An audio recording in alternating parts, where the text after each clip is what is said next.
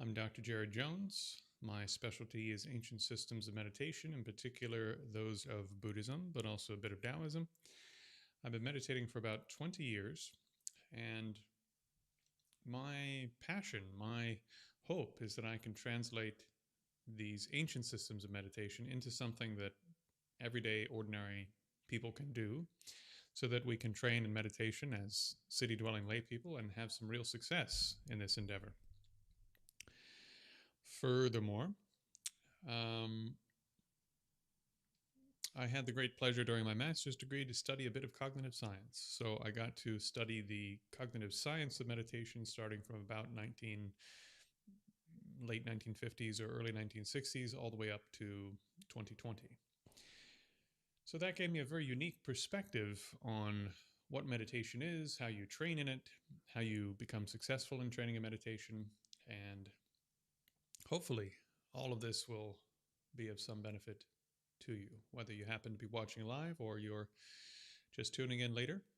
I know a fair number of you are tuning in later because when these go up, they have, I think, 10 views from the live or 20 views from the live, and then they have another 40 or 50 afterwards. So if you're meditating afterwards and following along with these, please do put questions in the comments, and please do hit that like button so that other people can find this later and it will also benefit them. What else can we say at the beginning? Hi, Cleric. Welcome back. Got a few people dropping in already. Not sure who all is here. Good to see you, whoever you are. Hey, John. Good to see you. Welcome back. Yeah, so we've got a few regulars here. I haven't planned a topic to talk about, so if you guys have questions about your practice or about meditation in general, including those who are just passing through, please do ask. I'm happy to answer. While I'm waiting on questions, here's what I will ramble about. I was thinking that we might do a bit of rumination meditation today, which is the only style of meditation from the techniques that I teach that we haven't done. So rumination meditation is quite different than the other four techniques that I teach in that we're working with conceptual thought, thinking, reasoning, observation to transform the content that's on the surface of our mind, which includes things like your emotions. So this is very, very important stuff. This is not minor activity. This is not inconsequential activity. So just as an example, let's say that you don't want to be arrogant. Maybe you have a problem with pride. Does anyone in the room have a problem with pride or arrogance? I think about this one quite a bit because when I was younger, I was very proud, and it took me a long, long time to get over being a proud, arrogant person. Um, so when you're doing rumination meditation, there are a number of different angles you can take, but they build upon the skills that you've gained from training and concentration more generally, and being able with and this is part of why I put it last, being able to rest your awareness on the contents of consciousness so you know what's actually on the surface of your mind. If you know what's on the surface of your mind, then you can use thought, observation, reason to change what's on the surface of your mind. And then when a new result occurs, a new attitude, a new motivation, a new intent, a new worldview, then you can hold on to that new attitude or what have you. And by holding on to it, what I mean is you come to marinate in it. So think about the last time you were really angry. Think about the last time you were completely beside yourself with anger. If you can, take your mind back to that place, not by getting angry right now, but take your mind back to that absolute outrage where you wanted to throw something, you wanted to break something, you wanted to hurt something. And think about, don't imagine, but remember if you can, how it filled your body. You remember this? How your whole body felt different. Maybe it felt like a burning in the center of your chest. Maybe it felt like tightness in your throat. Maybe it felt like your head was 2 sizes too large. Maybe it was tingling running through your extremities. So when you have a strong emotion, your whole body fills up with that emotion. Now, of course, from a Tibetan medical perspective, slash tantric perspective, slash Chinese traditional medicine perspective, you have a subtle body. And anytime you have thoughts, which includes emotion, according to these systems, your thoughts run through the subtle body, which is why, even in Western psychology, I've already gone over this a million times, so the new folks maybe won't find this so interesting, but even in Western psychology, they've done these tests where they call them body maps of emotion, and they ask people from all cultures around the world to just graph where they feel their emotions, and mostly where people feel their emotions is a column that runs through the center of the body. And according to these systems, you have a column that runs through the center of the body and branches that come off of it. That's what a chakra is. And then those branches lead to your extremities and so forth, and to your organs and whatever. So, putting all that aside for a second, though, you feel your emotions and your thoughts all through your whole body. So, when you generate a strong emotion by accident, like complete and utter outrage, it fills your body up and you marinate in it while you're having the emotion. And you do this when it's a new anger by thinking it through. So let's now think about an example where maybe you met somebody at work or on the street or in a friend group or at a bar or whatever you guys do, I don't know. And they looked at you the wrong way. This ever happened to you? Somebody just kind of looks at you and they go, and something in you goes, ew, I don't like that. And then the rest of the time, the rest of the evening or the rest of the day, you're just sort of, you have one ear is just open the whole time, listening for something that they say that you won't like. Even if they say 10 things you do like, you're listening for that one thing. When you hear that thing, you go, ah, there it is. That's why I don't like that person. And then the feeling gets more, oh, I really don't like this person. And then you talk to a colleague at lunch and they go, yeah, and by the way, that person, yeah, they did this and this and this, and they really hurt so and so that you like, and you go, oh yeah, God, that person's such a trash. I can't, right? And so you just add reason upon reason upon reason to this tiny feeling of don't like it. Yeah, confirmed, says the cleric.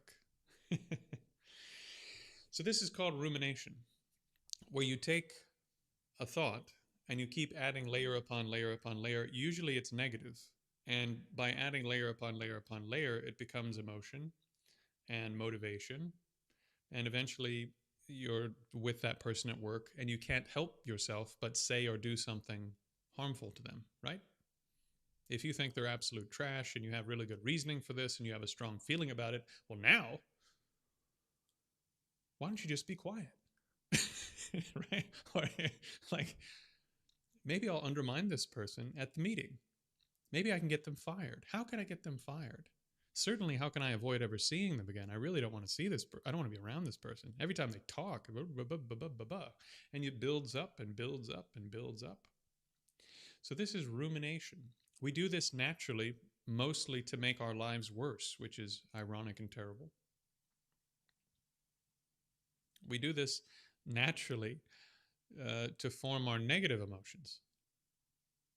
So with rumination meditation, you're using the exact you're using the exact same process, but you're going to use it to change what's on the surface of your mind in a positive way. Yeah? This making sense? So this isn't actually new to you. This is something you do all the time. You just didn't notice that you were doing it. And most of the time you do it to hurt yourself. And by hurting yourself, you end up hurting other people. It's like absolutely horrific. So today we're going to try to do it. Sorry. I'm guessing there's a part two to this. Well, there is. I'll divert for a moment, Cleric. I'll divert for a moment. So there is a part two. So think about the opposite. Think about that person who, for some reason, if you see them across the street, you go, "Hey," and you want to be around them. You want to talk to them. You want to interact with them. They just make you feel good. That one person. Yeah. Now, sometimes we just have a connection with people, but there are some people that are just like that, where it seems like maybe not everyone, but a lot of people, they just want to be around them. It doesn't seem like this person's doing anything special, but man, they just pull people in. And this is because, generally speaking, not universally, but generally, they have good qualities inside. They're humble, they're caring, they're not neurotic. They actually care about the things you say, even if it's not relevant to them. In other words, they're not completely self-absorbed and self-oriented. And so they're warm, you know? They have enough conscientiousness that they remember the things that you said to them last time because they actually care about how it turns out for you. And so you want to be around them. And some people, they just have those qualities or they were raised that way or what have you. But for the rest of us, like you and me, we're going to have to do a little work on this, probably. Okay. So,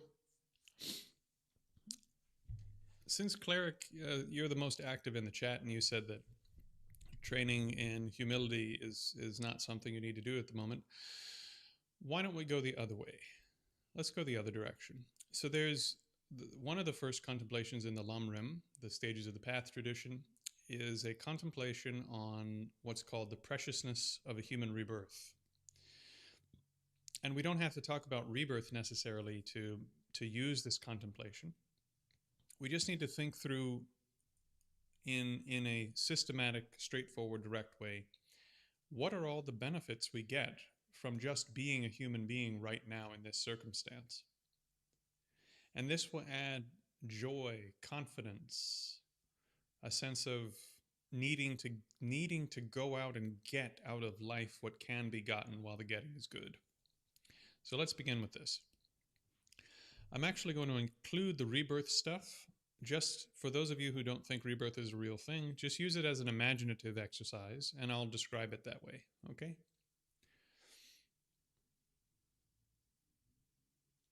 So the first thing is that there's a whole bunch of things that you are free from at the moment that are remarkable types of freedom. So right now, it just so happened that you have a body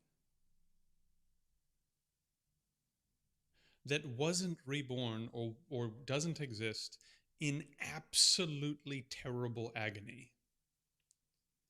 And according to the rebirth systems of Buddhism, but even in this world, there are beings who, from birth to death, experience absolutely incredible suffering at a physical level. And that's not you. You're free from that. You don't suffer from absolutely intense physical pain from disease or heat or cold. You're free from this. How incredible is this? Just let that soak in. And if it hits you and you feel even a little bit of something right here, then just let your mind marinate in that feeling of, wow, that's true. I maybe have some problems, some pain, some difficulty, but some beings, some people have it so much worse. I'm so lucky.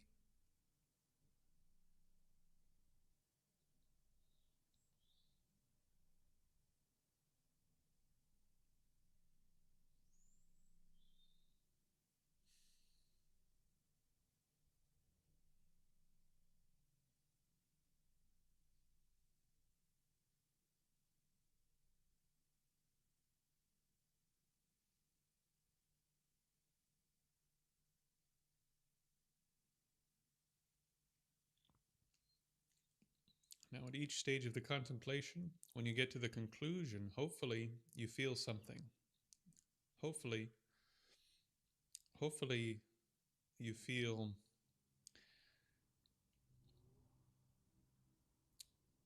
guilt is not what you're aiming for. Because part of what you have is an opportunity to help others. Maybe not immediately, but in principle, you have the ability to go out there and do something that may be of benefit. Right? So keep it in that context. So the next point is there are some beings who have, from birth to death, their entire existence is consumed by simply hunger and thirst. Hunger and thirst. Hunger and thirst. There are beings who, from birth to death, all they can do is think about where is my next meal going to come from. And some of them, they barely eat. You know, there are dogs or cats on the street. There are, according to Buddhism, there are spirits, for example, who live their entire existence like this. But that's not you. You're free from that condition. What an incredible opportunity. That most of the time you get enough to eat and drink. So not only are you free from unbelievable physical pain, but also your basic needs most of the time in terms of food and drink are taken care of. What an incredible freedom that is.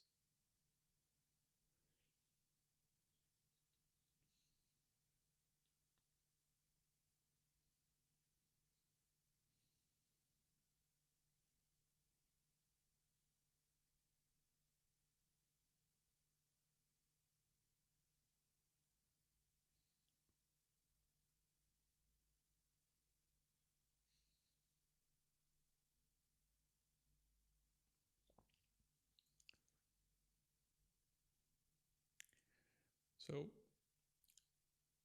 as we go, just continue to let the feeling of gratitude focus on the aspect of gratitude. Don't let your mind run off to other things and the next thought and this and this and this. The exercise is to control the content on the surface of your mind. So focus on the aspect that you get to have these things and how incredible it is that you get to have them. And don't let your mind run away with some other aspect. And when that gratitude comes, then marinate in it. And then each point, build up the feeling, ruminating, except in a positive way. So, point number 3.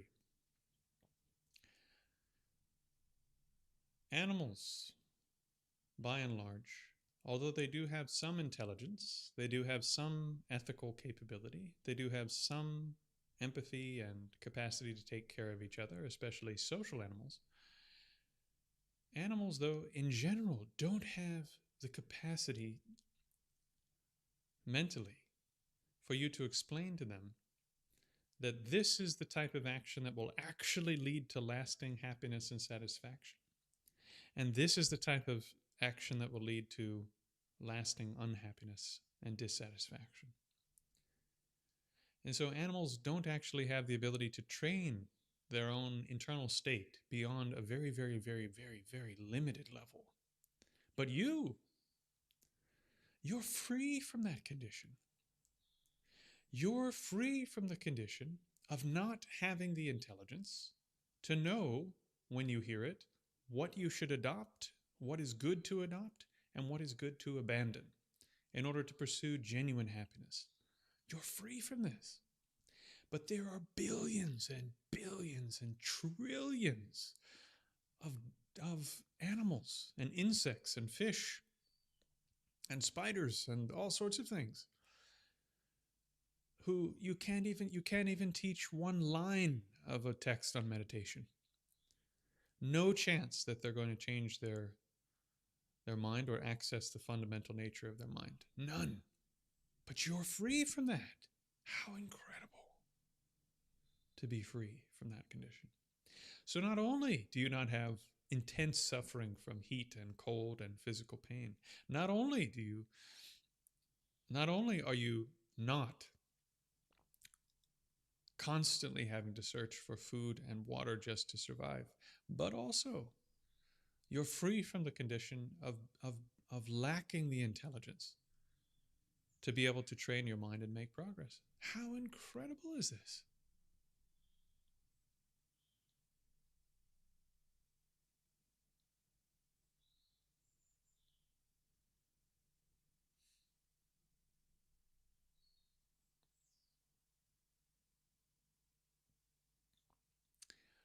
And the next point,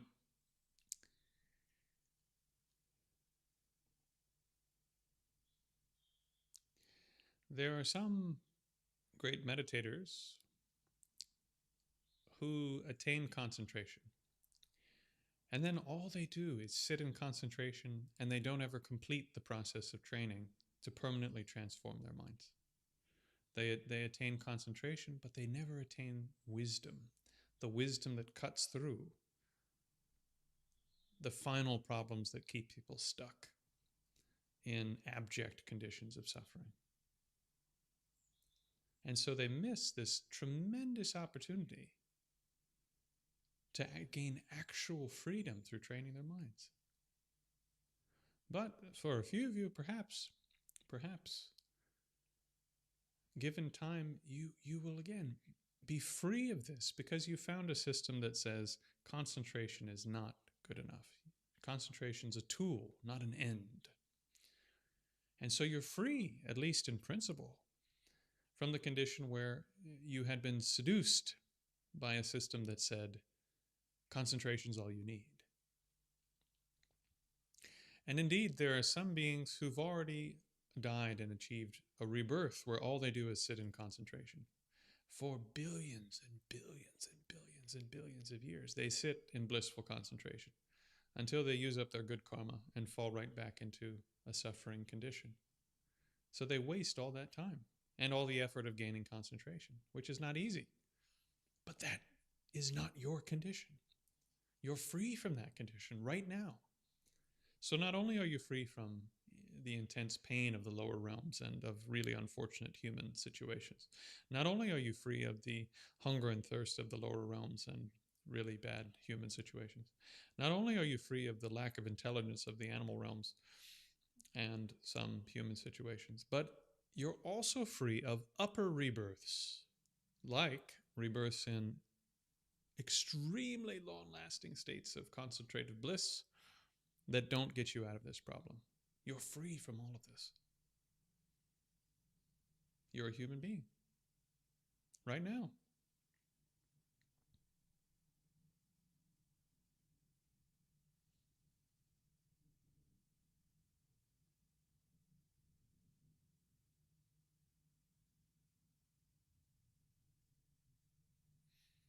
So next,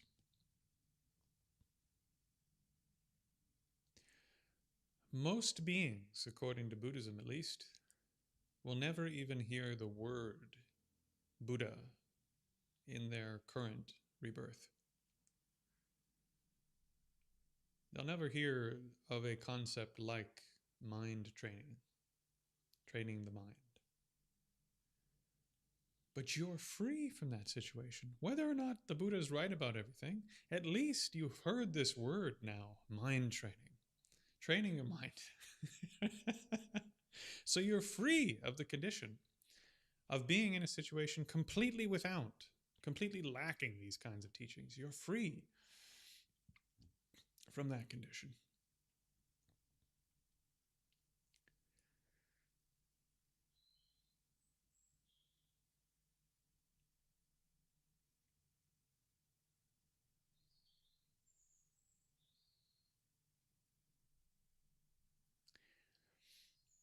So now let's talk about a few things that you do have.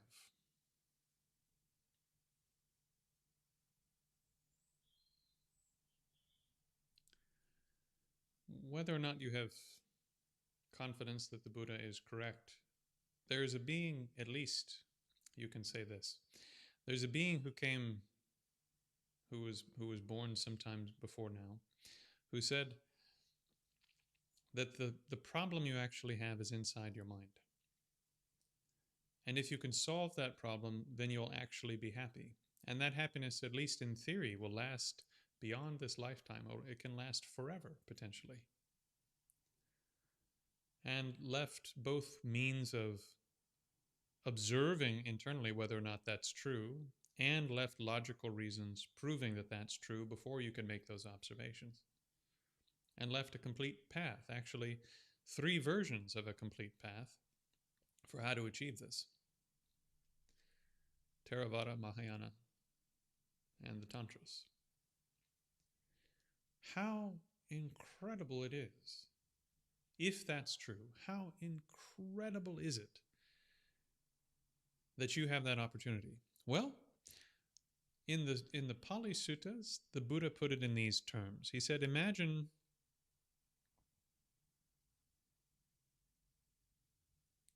it like this. If we were to take all the tears that you've cried from losing people that you loved and put them in one place, those tears would be larger than the 7 oceans, because we've had infinite rebirths. And in most of those rebirths, you didn't have access to this. If we took all your heads, just the ones that got chopped off because you were a criminal, the ones that got cut off by a king or a government because you had broken the law, they would be higher than all the mountains in the world. The suffering that you've experienced in the past cannot be conceived. It is literally inconceivable. And the Buddha says, like a blind turtle, because if you didn't do this on purpose, if you didn't train on purpose to be reborn here and gain access to the Buddhist teachings, then you did this by accident. He said, to do this by accident, it's like a blind turtle at the bottom of the 7 oceans. Somewhere on the surface of the 7 oceans is a harness for an oxen, a wooden harness for an oxen. So it's like a big collar that goes on one ox that's going to pull a plow.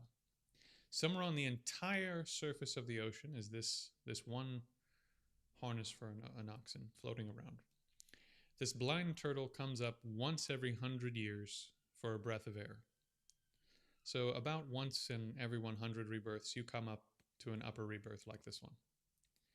He says, what are the odds that that blind turtle would, by accident, just pop its head through that harness as it floats across the 7 oceans? I calculated this once, and the odds are something like, the odds are worse than winning the lottery twice and then getting struck by lightning after your plane started to go down and you started to parachute to the ground. It's inconceivably rare. And yet here you are. You've encountered a Buddha. How fortunate, how incredible is this? Now, in addition to this, that's just encountering a Buddha. Some Buddhas don't teach because the circumstances around them aren't suitable. But this one taught. How incredible. And furthermore, there are circumstances where a Buddha might teach, but the people around them don't maintain the teachings, or you're born too late, 5,000 or 10,000 years later, and nobody knows how to put them into practice anymore. But that's not the situation you're in. You're in a situation where there's still supportive communities of people with loving kindness in their hearts, supporting this kind of activity so that you can do training. And people that still have the realizations in their minds so that you can do training. How fortunate is this?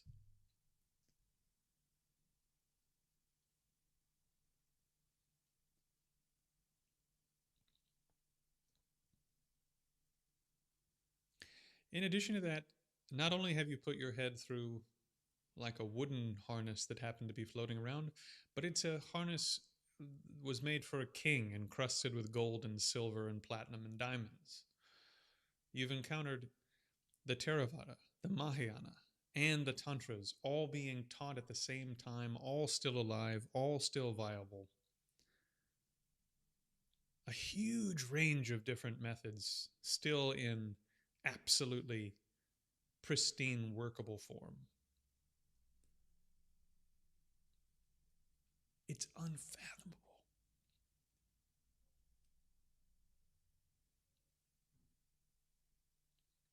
And with these teachings, you can become virtually whatever you'd like by first learning how to control yourself, then learning how to observe yourself, then learning how to reshape what's on the surface of your mind, as we're doing now. Anything that you don't like about your personality, about your habits, about your motivations and intentions, about your lack of ability, virtually anything in these areas, with effort and time, through training your mind, you can change them. Whatever you've done wrong in the past can be washed away. We've all done probably at least one thing that's unforgivable. But all of this can be made right. Because fundamentally, those of you who've been with me for a while, you already know for yourself. When you look at just vision, like a mirror, that awareness is pristine, it's clean. There's nobody in that perception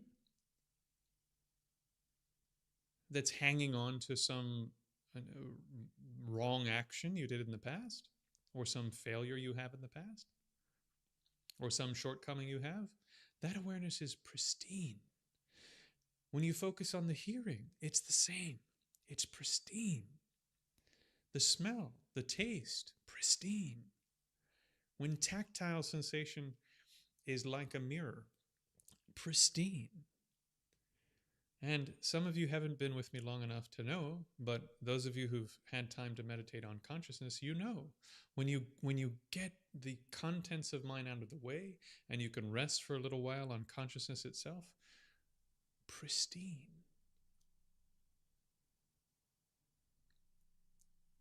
So all the BS, all the nonsense, all the stuff that you think is irredeemable about you can all be remade.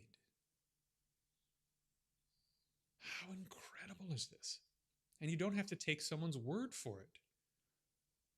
You can put in the work, and over a period of months and years, it happens. And you watch it happen. How astonishing is that opportunity? It's just beyond comprehension.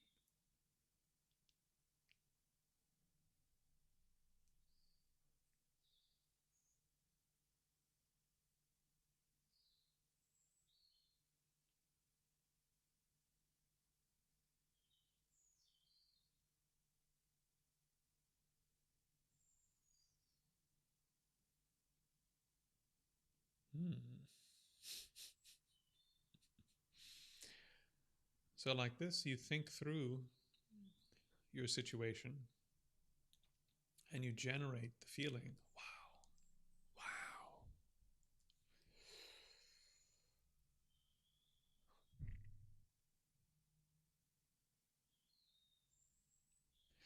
And then you hold it, you marinate in it, the same way that you marinate in outrage or guilt or whatever. You marinate in it. You let your whole body get filled up.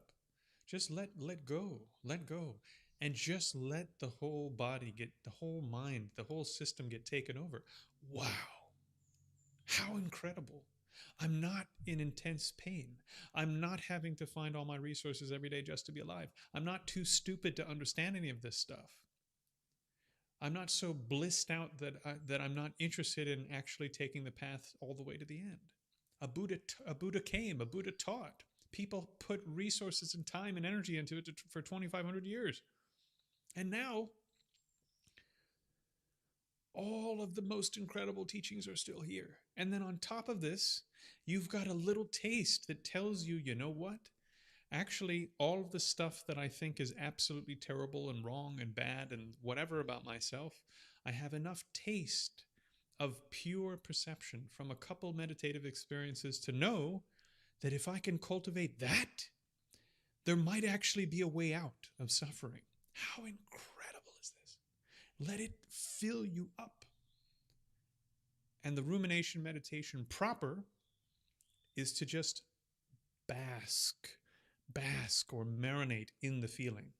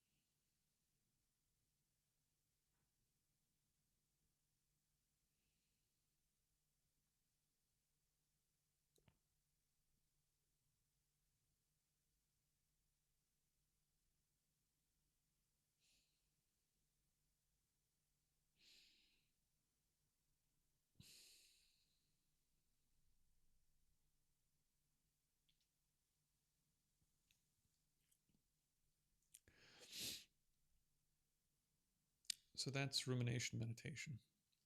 Now,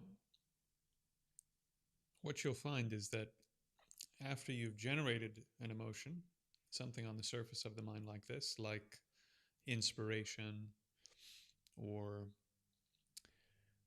gratitude, this sort of thing, that it comes up. It's a bit like a wave, right? It comes up, it crashes dramatically, hopefully, and then it sort of pans out and pulls back like a wave on the shore of your mind. And so if we were going to carry on with this particular practice today, which we're not going to do, but if we were going to carry on and continue cultivating the preciousness of a human rebirth as an actual meditation today, then you would go through the reasons again until you generate a new wave and it until you detonate a new bomb of gratitude, and then as the smoke clears, then you contemplate it again, bang, until it detonates, and then you contemplate it again, and you do that for the whole session. So unlike concentration meditation, where you would, or even body scanning, where you would sort of choose your objects and go bum, or I'm going to stay on this object for the session, what have you. You go through a process of talking yourself through something, or reading something, or observing various things through meditative concentration.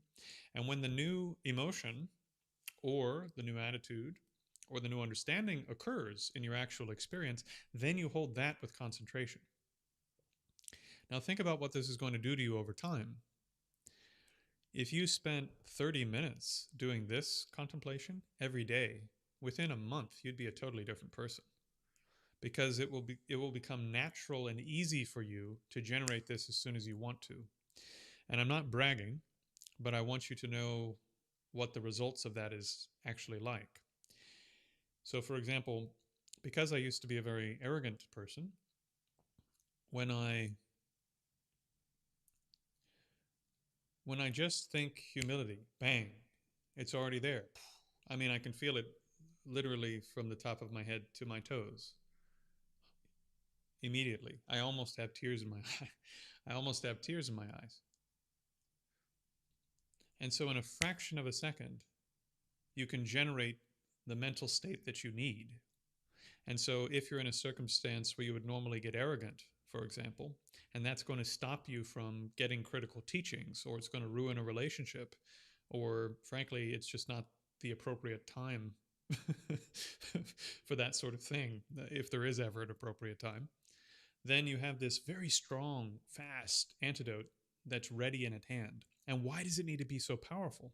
Because as soon as I feel, oh, you're actually kind of smart. You're actually right. That little itch, I can go bang, and that little itch can't stay anymore. You see? So you can gain control throughout the day of what emotional states, mental states, attitudes, motivations, intentions you have by slowly and gradually replacing whichever ones are most dysfunctional with with ones that are better. So you start with whatever your worst thing is. Like if you I don't know, you have to look at yourself. Is it that you're really attached to stuff, like exaggerating the positive qualities of something and chasing around stuff that doesn't matter because of whatever reason? Are you very angry? Are you impatient?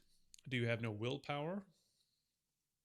Whatever your big problem is, you pick one and then you spend time working on the opposite mental state so that that mental state is more and more and more available until this one becomes weaker and weaker and weaker. And this is the one that comes up naturally.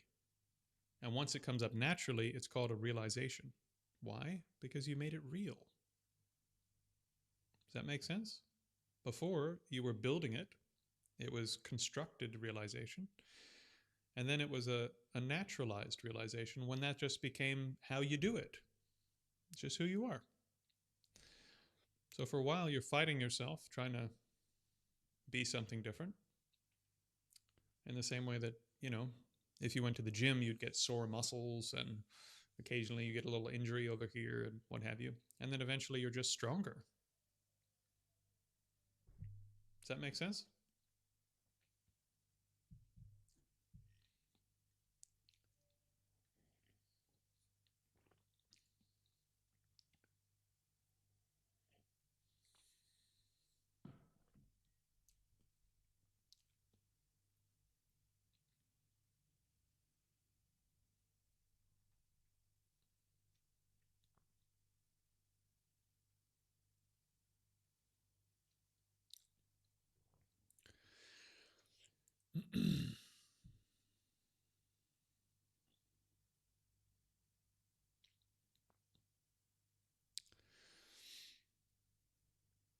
Welly Main.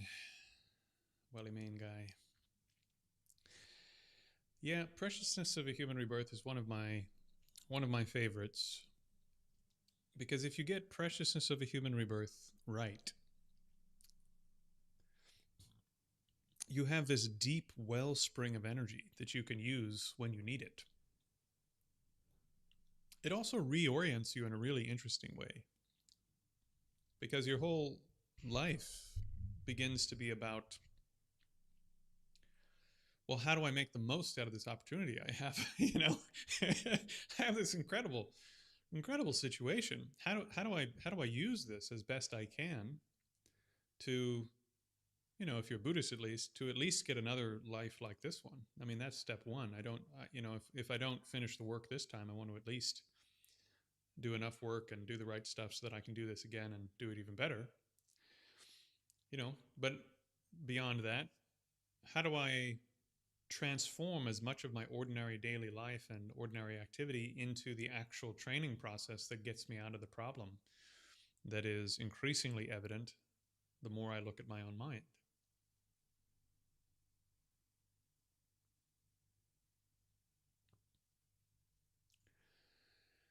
So if guilt is strong,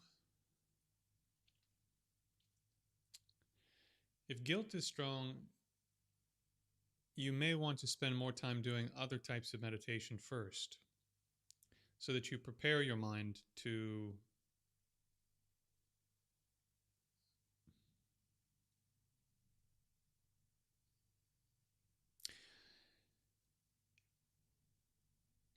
actually I would have some follow-up questions for that might be better for offline. because sometimes you have those reactions because of something that happened in the past,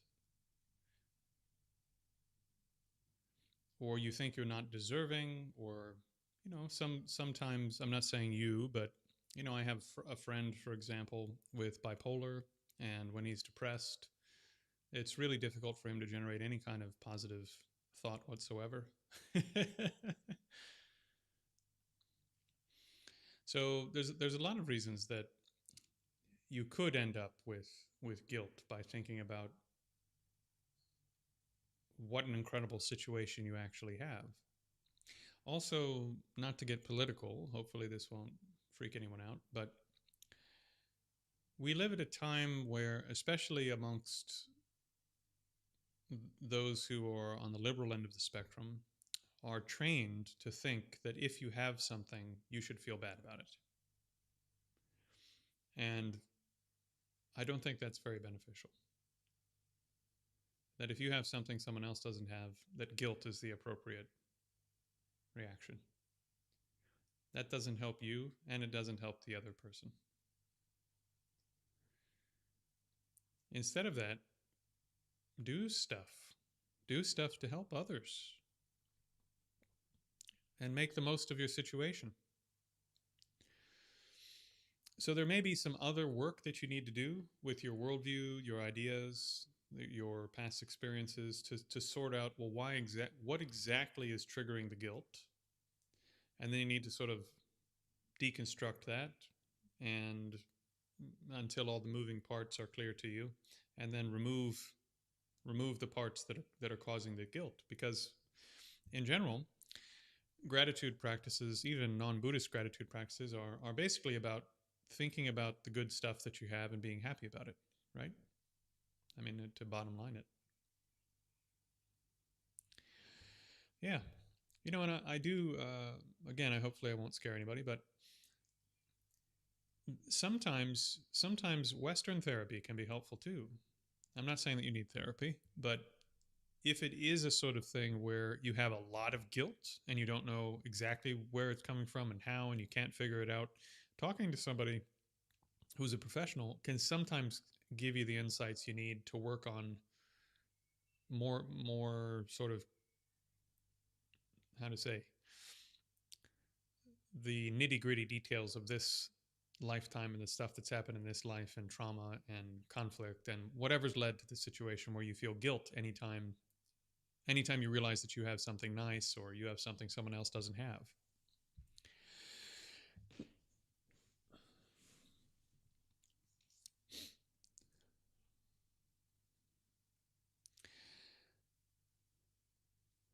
Okay, good.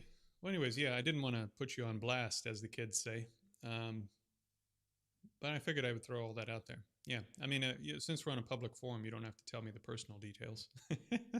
you know, I don't expect you to spill those for all of YouTube to see. But if you want to chat about anything more personal, we can do it through my Facebook Messenger. Yeah, thinking about what could have been is also strong. There's a really fantastic movie by Akira Kurosawa. Akira Kurosawa is a Japanese filmmaker who, in my opinion and my teacher's opinion, was a great bodhisattva. Was a like a proper Buddhist practitioner who decided he was going to make films. And there's this film, Dodes'ka-den,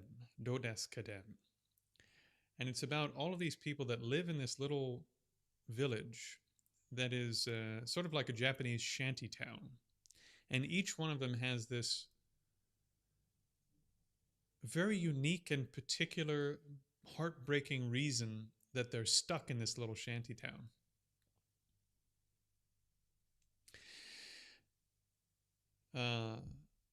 I'd recommend this film to anyone that has problems with guilt and sort of ruminating and resting in emotions about really anything that's leading you into a place where you're not taking the next steps in your life that are positive. Because it just shows you, if I continue chasing these emotions, if I continue walking down this path where I'm not taking these positive steps, and if I continue with these various sort of here and there here and there attitudes that, I guess that's not very descriptive. If I continue down the path of these attitudes that don't lead to success, and I don't mean that in some sort of financial way or something. I mean that might come, but mental states that harm you, then this is where you could end up if those became more extreme. And so, as an artistic piece, it can be very helpful, since you're probably going to watch a movie at some point in the next week or two anyway, if you can find it. It may be on the internet somewhere. I don't think it's streaming anywhere. Dodescaden.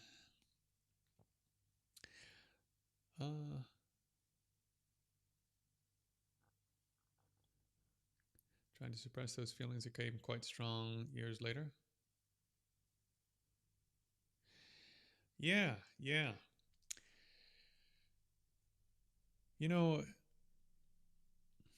This is an area of training that is very often ignored in general.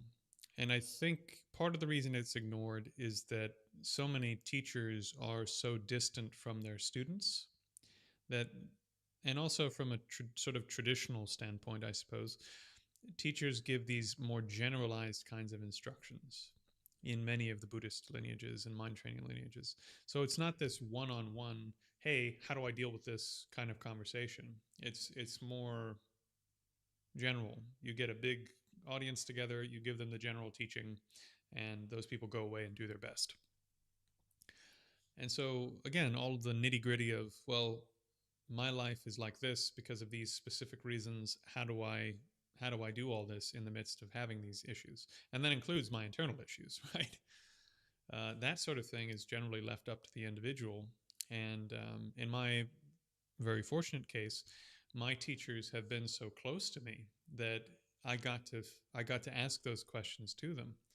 I got to tell them the worst things that were happening to me and the stupidest mistakes that I made and everything else. And I got my teacher's help working through those. And that's part of the reason that I teach the way that I do.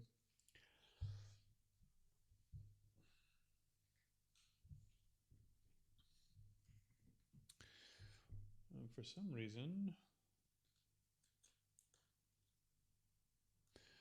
reason, my computer is not charging.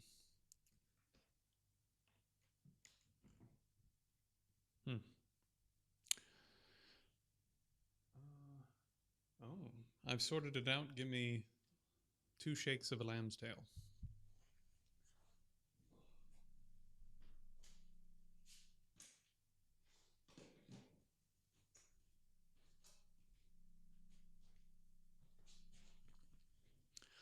Right. So, with those sorts of things, John and Cleric, if there's specific circumstances, I'm happy to take them offline. Just reach out to me through Messenger and we can chat about it one-on-one. But in terms of general advice, it's really interesting. Even if you look at modern psychological stuff, there's a great deal of research that's been coming out recently that says if you work with your body, for example, just working with the body alone can help you clear up a lot of your past BS, a lot of your past traumas, because some of the emotional habit that you have, or even the thinking habit you have, is stored in the body somehow. And so by simply working with the body and making the body work differently than it has, you begin to clear up these emotional and mental habits. So one example, when you get scared or filled with anxiety, you do this.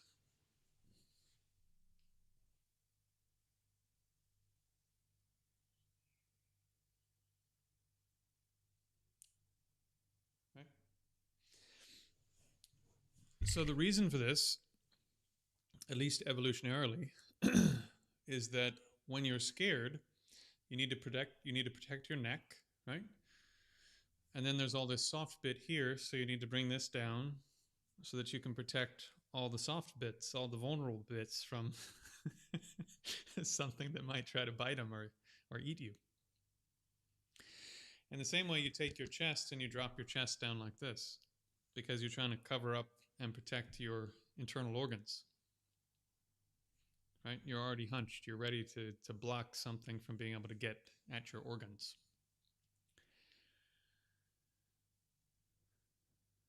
Also, it'll sound a little bit funny, but people will put their butt back a little bit. They kind of their tailbone will come out a little bit so that they're rocking their hips more underneath, so your genitals are hidden more between your legs, so that something can't.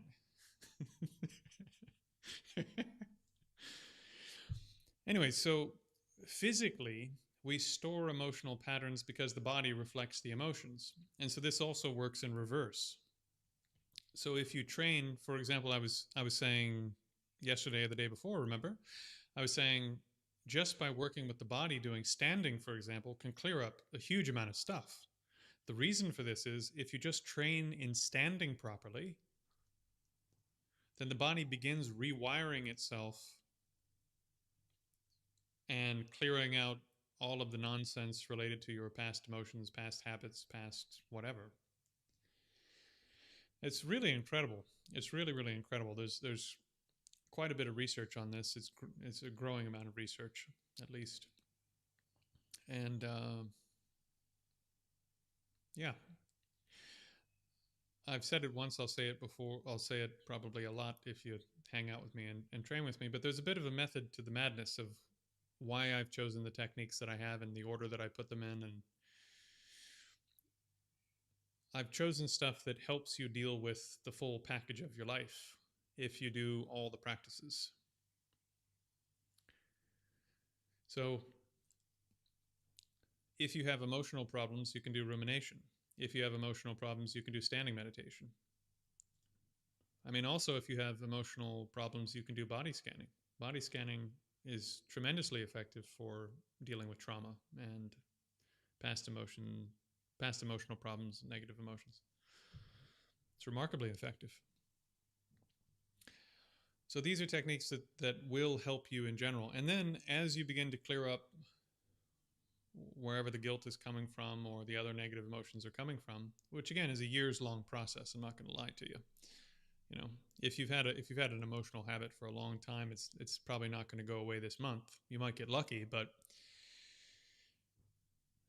anything that you've had for your whole life is probably a 3 to 10 year project, depending on how much time, energy, effort, and luck you have on your side.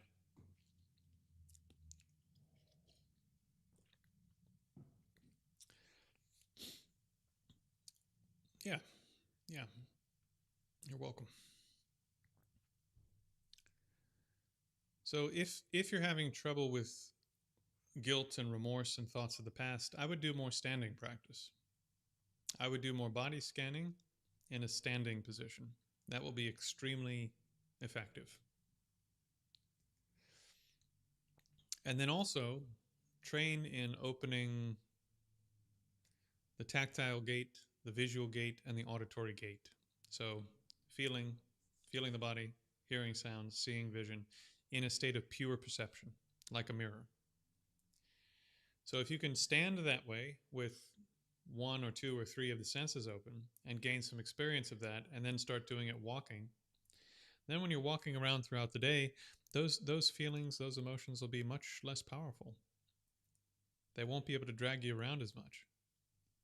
So not only will you be clearing them out of the system by doing those practices, but then through opening the gates throughout the day, you can open the gates again and be combating those things when you don't have the ability to stop and do a whole body scan. And certainly you can't stop and focus on your breath, which I see advice on the internet, and I mean, I see all sorts of advice all over the place where people are like, when you're getting angry, just stop and count 10 breaths. And I'm like, what world are you living in that you could stop in the middle of an argument with your boss and count 10 breaths? Or,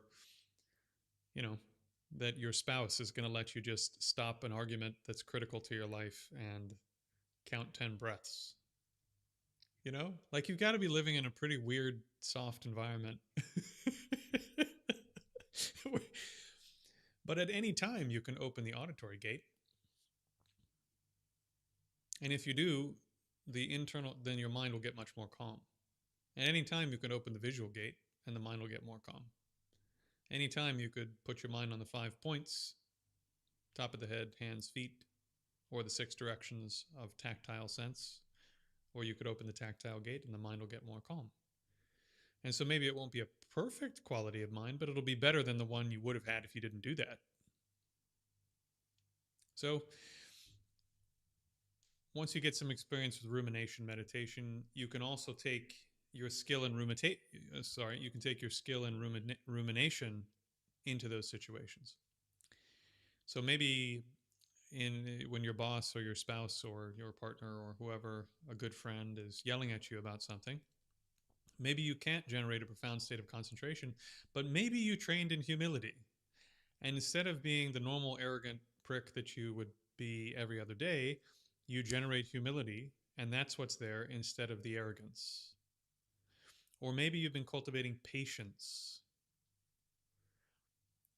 And so the anger starts to come up and bang, you generate the patience instead, and then you can address the situation without getting angry, which is going to be much better for everyone. Yeah? So, most of you, besides maybe John, are at the early stages of training with me and the early stages of training in this stuff. But I'm trying to give you some sense that we could talk about nirvana, we could talk about enlightenment, we could talk about all of the levels of training that take you from stage to stage and so forth. And maybe we'll do that at some point, or maybe I'll do it with a proper lineage of Buddhism somewhere. But the nitty gritty of the day-to-day stuff that you need to be able to do to work with yourself is contained in these teachings. In my humble view, these 5, the 6th one would be working with the energy body and potentially also training in various types of visualization. But I don't teach the energy body types of practices. And most of the visualization exercises I found are quite difficult for lay people. They're not as effective as doing these other ones. Yeah. Anyways, what else? We have more questions, more comments, more concerns.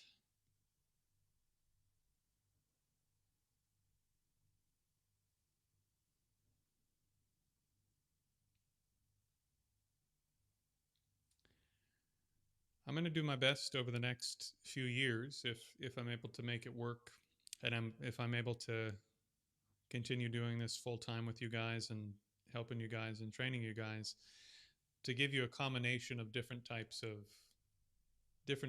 information. Some of it will be us practicing together. Some of it is just practical advice for, how, how do you stay motivated? How do you make your life better so that in the midst of real life, your life is not so dramatically terrible and chaotic and unstable that, talking about training and stuff would just be asinine, useless, no point. And then some of it will be a much more critical scholarly study, I would say, of meditation topics and so forth.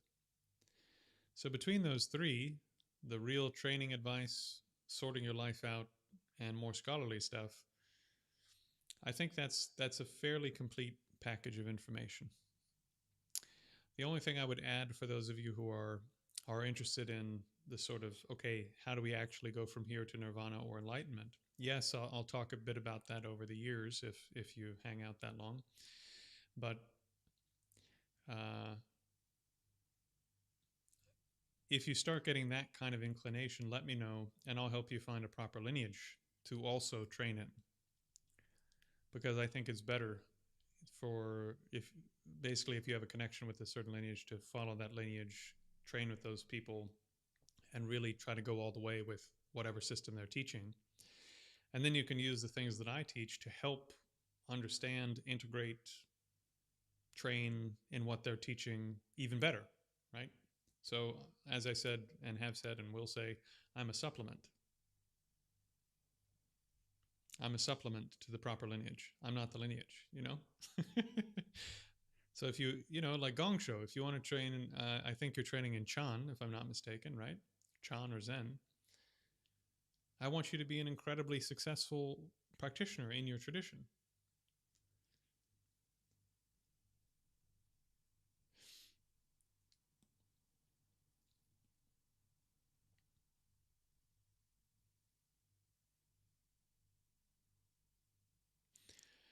Yeah, yeah. So,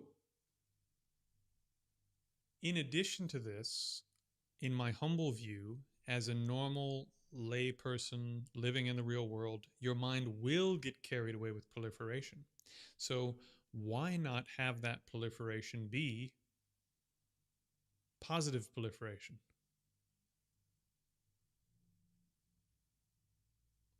That's what rumination is about. All of your motivations, all of your intentions, it's all of this stuff that you think is you is actually just stuff on the surface of your mind. You get angry a lot? Okay. Within a year, you can make huge progress against anger. You're lazy? Okay. Within a year or two, you can make huge progress against your laziness. Are you arrogant? Okay. Within a couple of years, you can make real progress against your arrogance.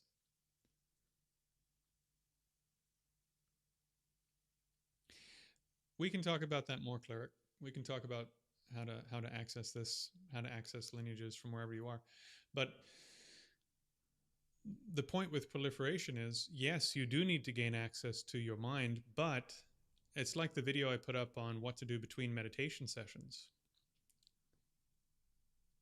A fair amount of your time, you're not going to be actively training your mind. And so you need to work on rumination meditations that reform your attitudes, reform your motivations, reform the surface of your mind, so that the proliferations that are there are adding momentum to your training and reducing the chaos in your life instead of increasing the chaos and reducing the momentum of your training.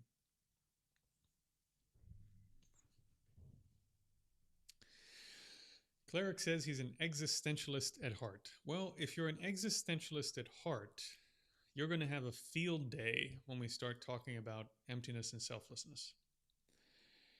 Because emptiness and selflessness make existentialism look like kids playing with mud in the park.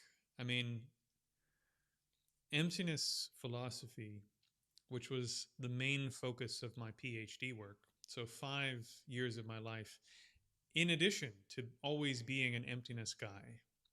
Some people, when they come to Buddhism and mind training systems, they're compassion people or loving kindness people. They just, anything to do with the heart, they're all over it. Some people, when they come to this stuff, it's all about the selflessness, emptiness, and permanence, the sort of crunchy philosophical stuff that, yes, you do need to access in meditation, but it's a very different flavor. So I've always been that guy, and I did my PhD mainly focusing on that subject. If you're an existentialist at heart, that subject done in earnest, in combination with the right types of meditation techniques like Foundation 4, i.e. just sitting, Mahamudra style practice, is absolutely astonishing.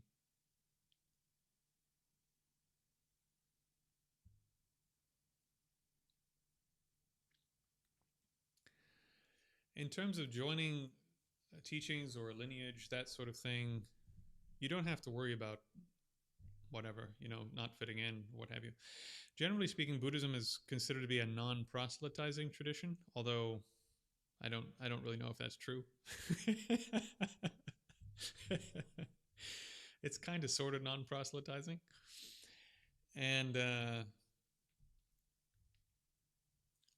really, you have to meet people where they are. And I think this is how most Buddhist centers around the world do it.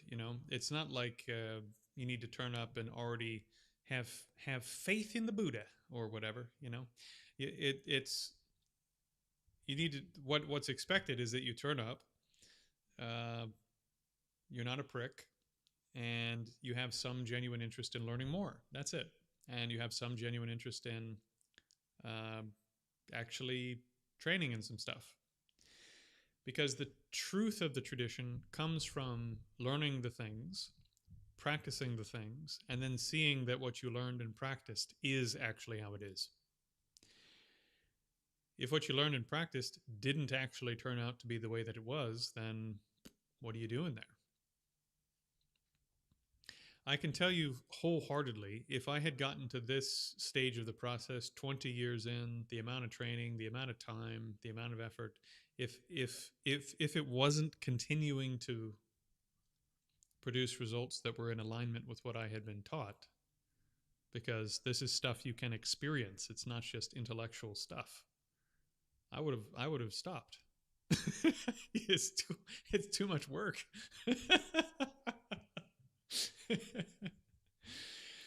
So that's it, really. Turn up, do some practice, study some stuff, have a at least halfway decent attitude, and don't be weird with people. And that's it, you know. All right, this is the point of the live stream where I remind everyone, hit the like button, please. That will help the algorithm know that this was worth doing.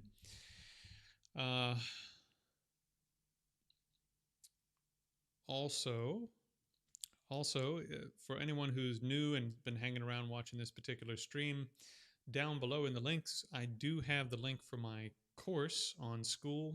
I just made some updates to it yesterday, and very soon I'm going to be dropping my book in there. So that my book on sort of hardcore training and meditation for lay people, which covers everything from how do you manage your work, your relationships, your schedule, studying, how do you create the habit to meditate, etc., etc., etc., in great detail, covering both modern stuff and ancient systems of meditation. That whole book will be included in those materials sometime soon. And in order to continue doing this full time, as I've said a few times before, I do need a few people to sign up. So if you haven't signed up, it's $29 a month. It's about the cost of a decent meal, you know. It makes a big difference. Makes a big difference if you sign up over there. Okay. All right. Well, friends, stay tuned. I'm going to be dropping another video on a theologian teaching at a major university who is renowned for his understanding of Buddhism, at least in Christian circles, and for being able to convert Buddhists away from Buddhism.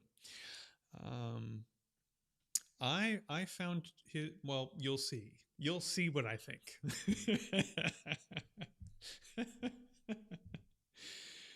Oh, man. I don't know what happens at like 9:45, but all of a sudden the stream goes from having the normal 2 or 3 people to having between 8 and 15 people. I'm just wondering like what time zones are coming online that people start dropping in all of a sudden. I'd be really interested to know. Right. Well, no, not Ravi Zacharias. I'm going to get to Ravi. Ravi is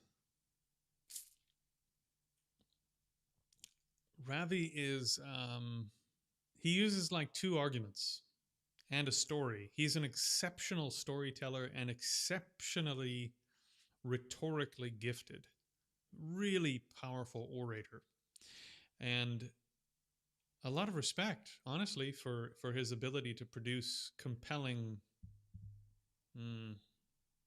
a compelling combination of reason and story to move people's hearts. I think he does a fantastic job. However, the reasons that he uses are not very good, and the stories that he uses have basically opposite stories on the Buddhist side. We could produce the same stories, and so eventually I'm going to respond to 2 or 3 of his videos where I do just that very thing. But yeah, this video that I'm going to be releasing soon, really covering just a huge amount of ground, because this gentleman this PhD, this theologian, he just gets so much wrong. And there's a huge amount he gets wrong that other people get wrong. But also, he makes some really, really interesting arguments against Buddhism based upon reasons that aren't correct or aren't complete. And so I had this opportunity. I mean, it's incredibly painful to edit these videos. So just so you guys know, it's like 30 hours every time I edit one of these videos back down. But he has these arguments against Buddhism that are actually really, really interesting in places. Like, for example, I think a lot of people think in Buddhism that at some point you overcome ethics because Buddhist teachings are like a raft. And that's not true. That's not true. Or that there is absolutely no giver, no thing given, and no person to whom it is given. In other words, the ontology of ethics, in terms of giving, is completely deconstructed to the point where you end up with nothing. No one gives, nothing given, no one given to. And that's also not true. And because he is so committed to that mistaken understanding of Buddhism, which, by the way, is an understanding that huge numbers of people have, including Buddhists, he ends up making some really good arguments that are a pleasure to debunk, not because I'm vindictive, but because I think they really have a chance, if people watch it, to help people understand where he went wrong, and how other people can avoid this mistake, and come away with some way better understanding of how Buddhist ethics and Buddhist ontology is put together in one package. Is not an easy thing to do. Putting together emptiness and conventionality and then explaining how to do stuff in the midst of this combined ontology. Oh, I mean, this is, I think monks sometimes even sweat thinking about how they're going to present this. I'm joking. I'm joking. So I'll just address Gong Show before I wrap up. Didn't the Buddha point not towards replacing concepts, but towards clearly seeing how conditioned arising unfolds, so delusion is understood not at its root rather than refined into subtler forms? Here's the fact of the matter, in my humble opinion. As a person living in the real world, you can't do that. You can't. Good luck to you if you try. What you can do is create a better workshop to do the work in. You can make the surface of your mind way better to be in, and therefore you will spend more time doing the training that you just mentioned. Because if your workshop is a disaster, if your character is poor, which most of us do have poor character, good luck. Good luck seeing the nature of reality if you're lazy. Good luck seeing the nature of reality if you're incredibly angry. Good luck seeing the nature of reality if you're completely overwhelmed by lust and desire for pleasures and comforts. Good luck seeing the nature of reality if you have any number of sort of conventional issues in your character and personality. So, of course, the point is to see reality. But if you want to see reality, you've got to become a gentleman or a gentlewoman first. You've got to become an ordinarily, relatively productive person. You don't need to be perfect, but you have to start attacking whatever your real problems are. And your real problem today, probably, relatively speaking, is not that you're missing out on seeing reality, because you have no ability to do that today. What you have the ability to do is to do some rumination, see what your mind is like, replace the stupid stuff that you do all the time with something that's a little more functional. And then tomorrow you're a little bit better for it. And then if you do that for 5 years, you're going to be a real man or a real woman or a real human being, whatever.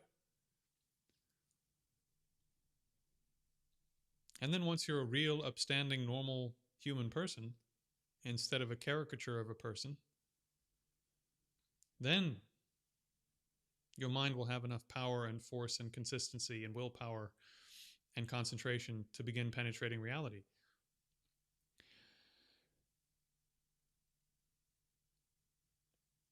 It took me 9 years to begin understanding selflessness and dependent origination. And I was spending 2 to 4 hour sessions with my personal teacher, who was also an emptiness guy. And at this point had been practicing for about 40 years, was recognized as an accomplished, realized practitioner in 2 traditions.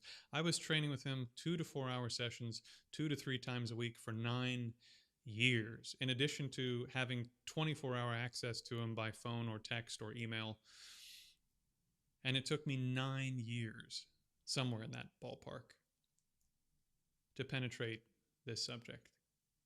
The big problem was my personality, my character. Not that I didn't know enough.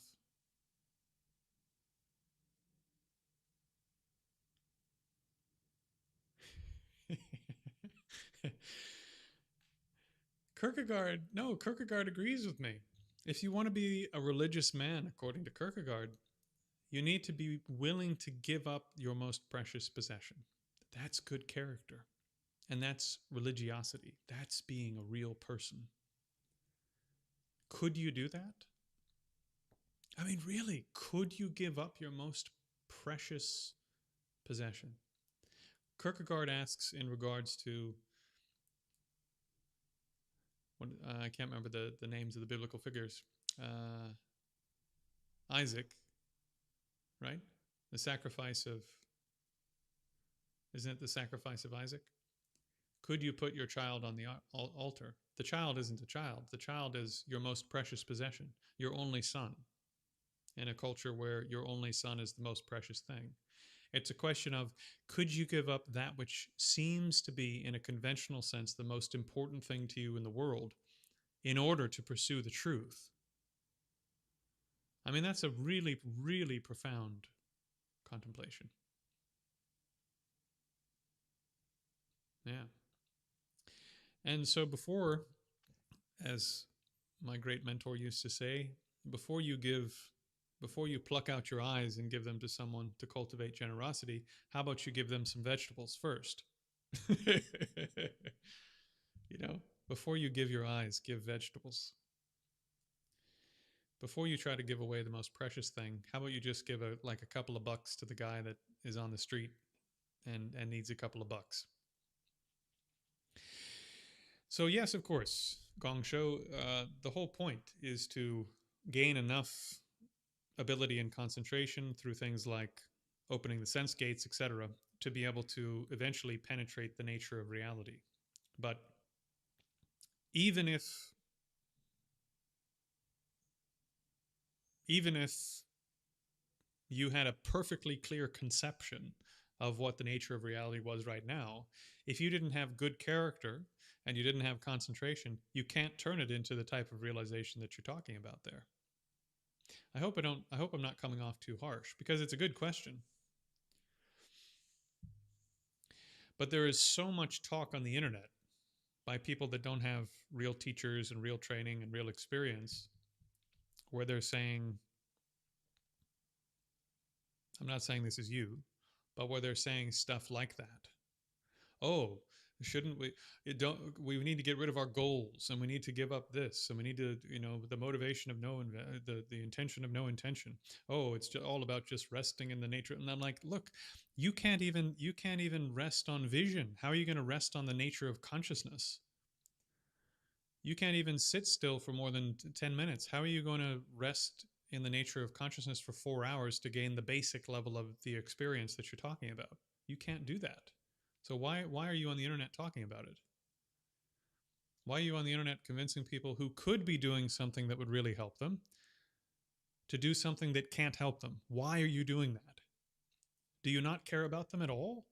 Do you want them to fail? Do you want them to quit?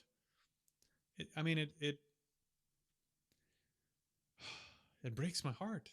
It truly breaks my heart. Okay, I'm going to get off my soapbox. Could you do the absurd? Fear and Trembling.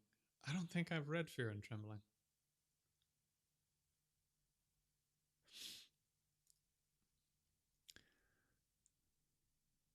What was it?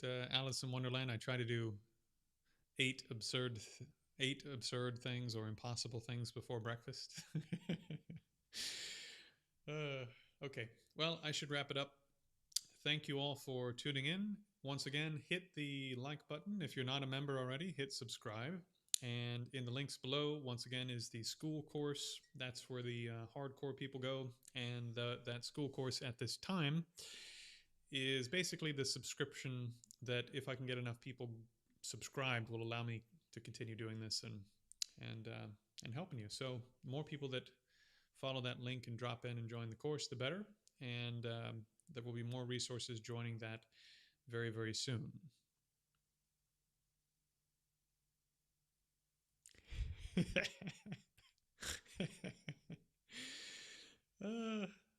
Well, I'm sorry. I wasn't pointing at you. I was pointing at me. Trust me. Especially when I first got into Buddhism, I was running around telling everybody. It was, you know.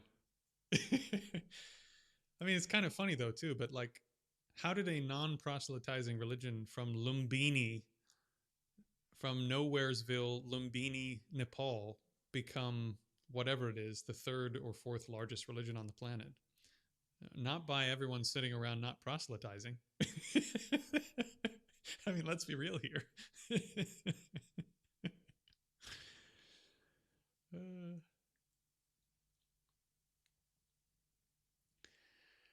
yep, that's true. The video that I'm about to put up, huge amount of stuff about dependent arising. It'll go up in the next couple of days. And arrogance, arrogance, of course, you know, it's a problem we all have. It's one of the three poisons, right? Or it's related, very much related to one of the three poisons. The problems that all of us have to some degree. We all need to be working on them, but for me, arrogance was definitely the big one. And then after that, attachment was the big one. I've never been a big anger guy, but arrogance and attachment, big problems. So attachment's now what I'm working on. It's been working on that one for a while. Okay, my friends, colleagues, comrades, don't do anything I wouldn't do. Hope to see you again soon. Don't die before I see you next time. Cheers.